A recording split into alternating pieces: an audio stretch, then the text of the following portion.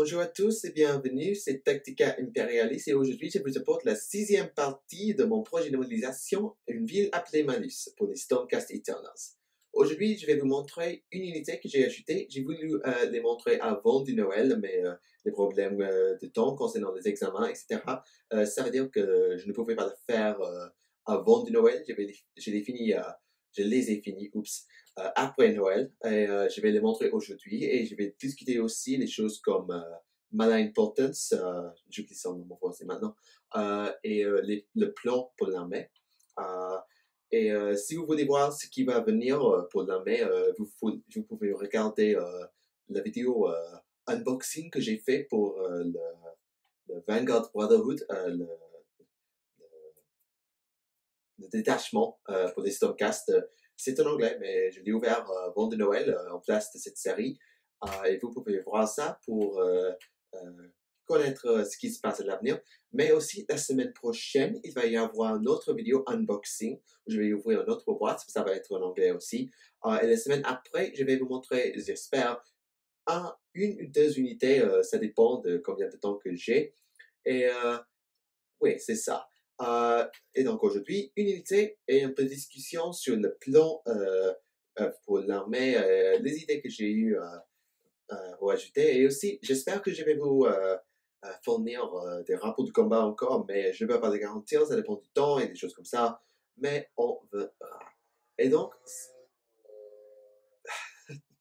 c'est le problème. J'ai acheté, pour ceux qui ne connaissent pas, j'ai acheté une nouvelle microphone et c'est un peu plus sensible qu'au passé.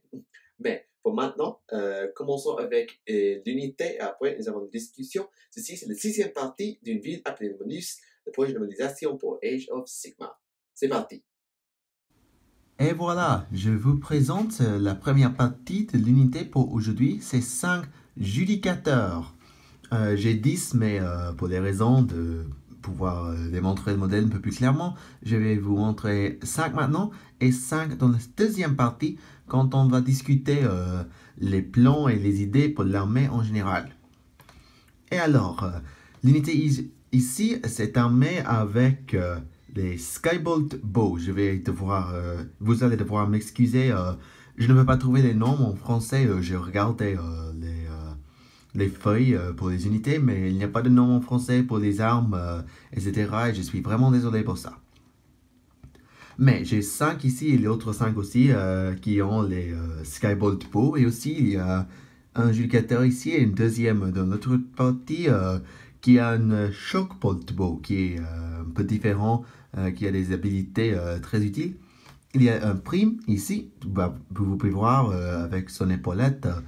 Il y a le prime qui est en commande, mais il n'y a pas beaucoup de discuter en ce qui concerne le schéma de peinture, car rien ne change contre les autres unités de Stormcast.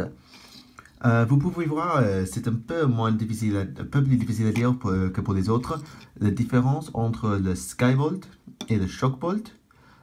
Vous pouvez voir le symbole ici. C'est pas vraiment clair et on doit faire attention pendant les jeux qu'on ne prend pas en accident le Shockbolt. C'est quelque chose de considéré, je suppose, si on pratique, on ne va pas le faire. Je vais tourner le prime ici pour que vous puissiez voir ce qui se passe avec le conteneur des flèches. J'ai créé les flèches en grise. Les raisons pour ça, c'est je ne voulais pas avoir plus de noir, car l'armée c'est noir déjà. Mais je n'ai pas de brun avec moi en France, ils sont en anglais, en Angleterre. Désolé. Et, donc je voulais avoir un peu de variété. Donc on a le gris et le blanc. C'est pas beaucoup, mais c'est comme ça. Ils ont aussi les Gladius de tempête comme ça. C'est pas difficile. Honnêtement, c'est la seule chose qui vraiment m'énerve pour les Stormcast, c'est qu'il n'y a pas beaucoup de variété pour les modèles. Je dis ceci plusieurs fois au passé, mais pour la peinture, etc. Il n'y a pas beaucoup de variété. Les libérateurs sont similaires aux judicateurs, sont similaires aux paladins, sont similaires aux châteaux d'avant-garde. Et c'est très répétitif. C'est pas problématique pour peindre les unités car un schéma comme le mien, c'est assez simple, mais c'est quelque chose de considéré pour démontrer l'armée.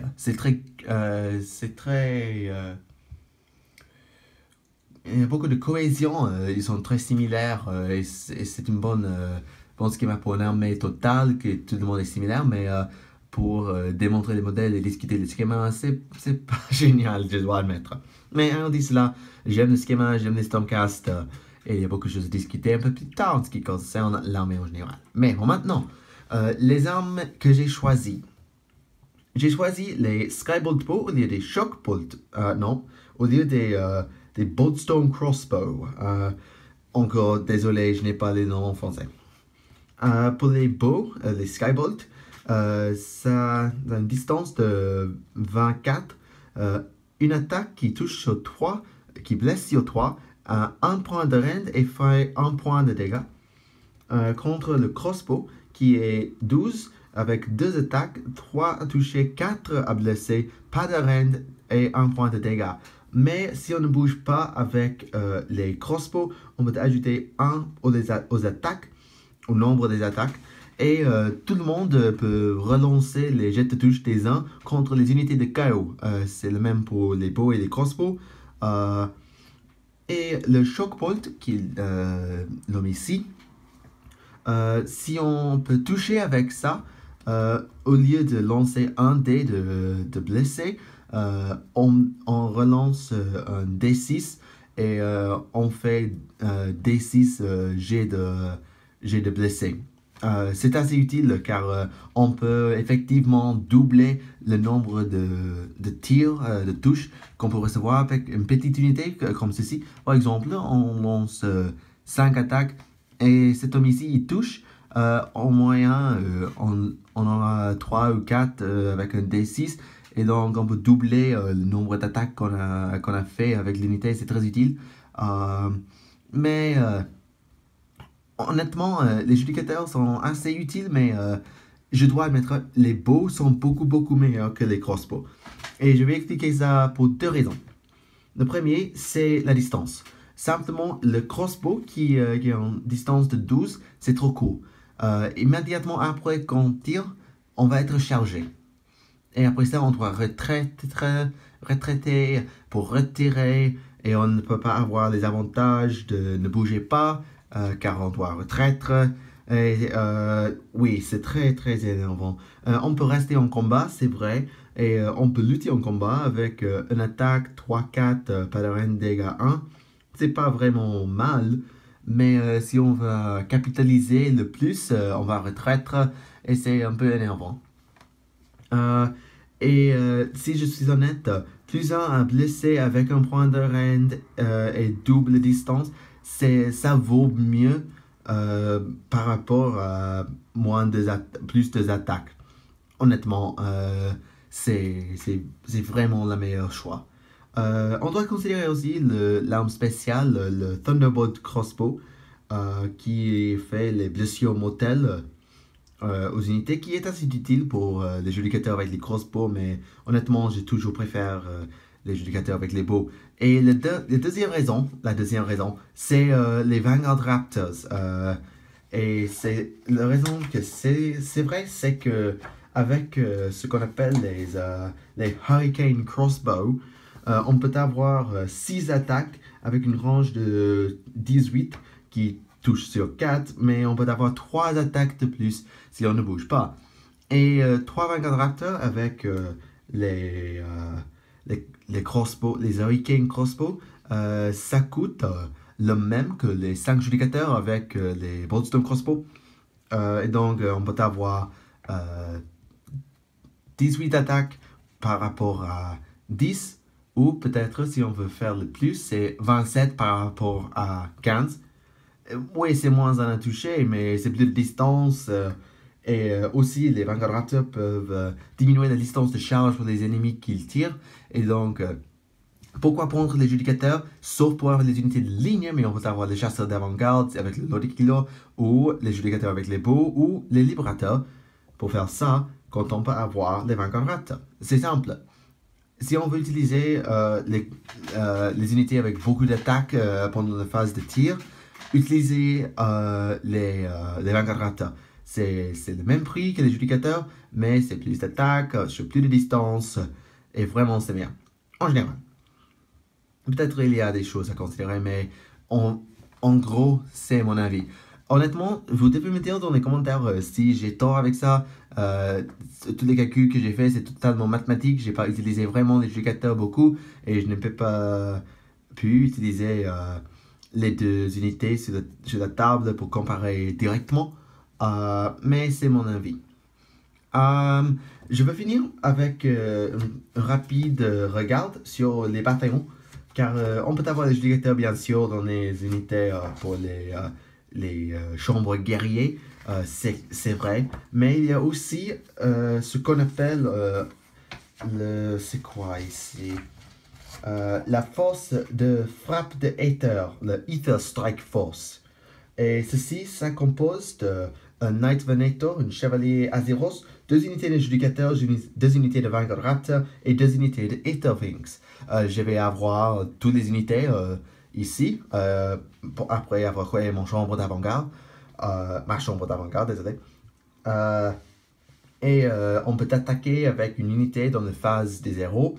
Et aussi, si une unité est détruite pendant le tour de votre ennemi, non, en général, pas seulement dans le tour d'ennemi. On peut tirer avec une autre unité qui est très utile pour avoir plus d'attaques qu'on devrait avoir. Je ne sais pas le coup exactement, je n'ai pas le manuel des général avec moi pour comparer, mais c'est quelque chose de très utile et je vais avoir besoin de le considérer à l'avenir quand j'ai toutes les choses pour créer cette bataillon.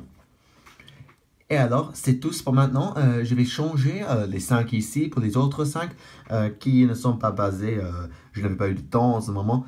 Et on va discuter ce que j'ai acheté pour l'armée, le plan et les idées pour l'avenir. Et vous pouvez contribuer aussi dans les commentaires. Mais pour maintenant, euh, continuons avec le plan de l'armée et les autres 5 judicateurs. Alors maintenant, nous allons discuter ce que j'appelle le plan TM. C'est le plan pour l'armée. J'ai discuté ceci au passé, mais nous avons ajouté des unités et j'ai des autres choses à fournir à l'avenir avec la boîte Vanguard Brotherhood. Et donc, j'ai plusieurs choses à discuter. Vous pouvez voir sur l'écran la deuxième partie de l'unité des judicateurs.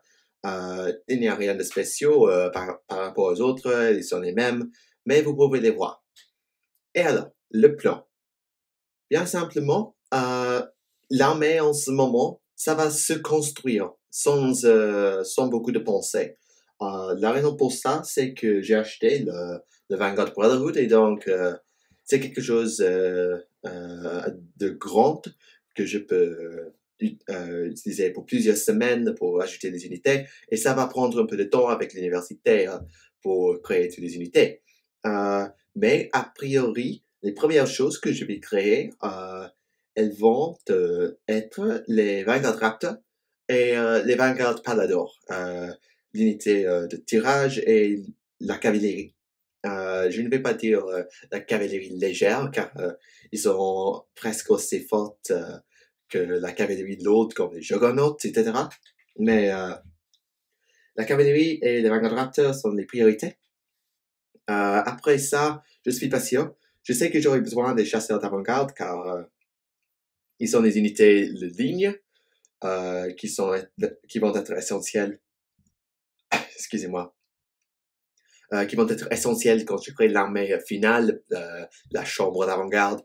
Les chasseurs vont être la ligne au lieu des judicateurs et libérateurs. Mais en ce moment, j'ai les judicateurs et j'ai les libérateurs qui sont plus faibles que les chasseurs d'avant-garde. Et donc, c'est pas la priorité de faire ça.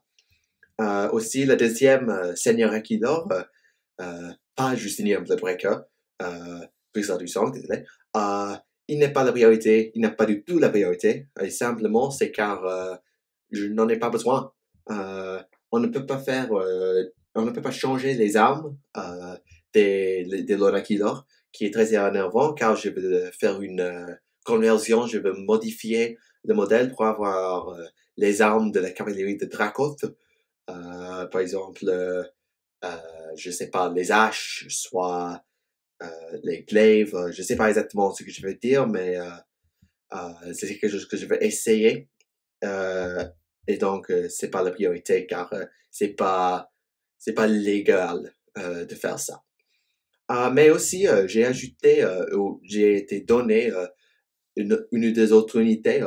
J'ai reçu pour le Noël euh, le Seigneur Rédicteur, le Lord Rédicteur, et aussi le Seigneur Célestin Vandus Hammerhand, qui se trouve dans la boîte début de Age of Sigmar. Et c'est très utile car le Lord Rédicteur, il n'est que disponible dans cette boîte. Et je n'avais pas envie d'acheter la boîte introduite, la boîte initiale, car ça contient les unités de chambre guerrière, les rétributeurs et les livrateurs, les prosécuteurs. Je n'en ai pas envie. Et aussi, ça contient le Gauntlet Bound et je n'ai pas d'utilisation pour eux.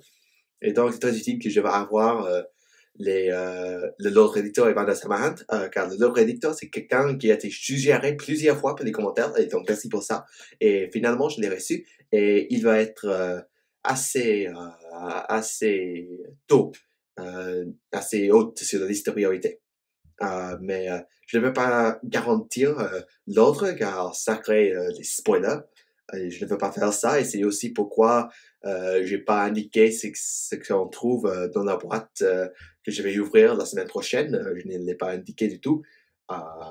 Euh, et oui, je pense qu'en gros, c'est l'étage où rien ne se passe vraiment, sauf si quelque chose se passe sur la table. Je vais essayer de créer des rapports de combat pendant ce semestre, mais je ne garantis rien. Je vais être assez occupé avec l'université, et tout le monde sait que l'université c'est assez dense, surtout en France, je dois admettre.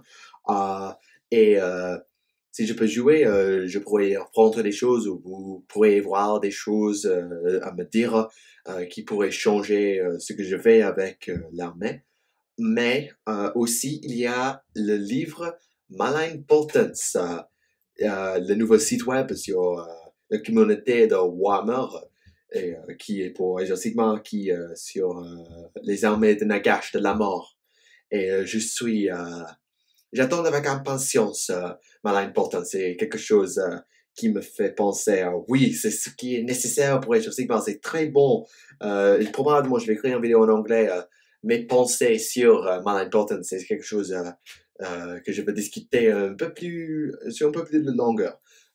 Mais c'est pour l'avenir, pour maintenant. Je dois dire, si quelque chose change avec les règles ou des scénarios ou les unités pendant Malign Potence, je vais ajouter ça probablement. Et surtout, il y a le Seigneur Ordinateur, le Lord Ordinator, qui est un ingénieur, et je dois admettre pour moi, qui aime les histoires de Warhammer, avoir un héros qui est un ingénieur et qui est très lié à ce qui se passe dans les domaines mortels.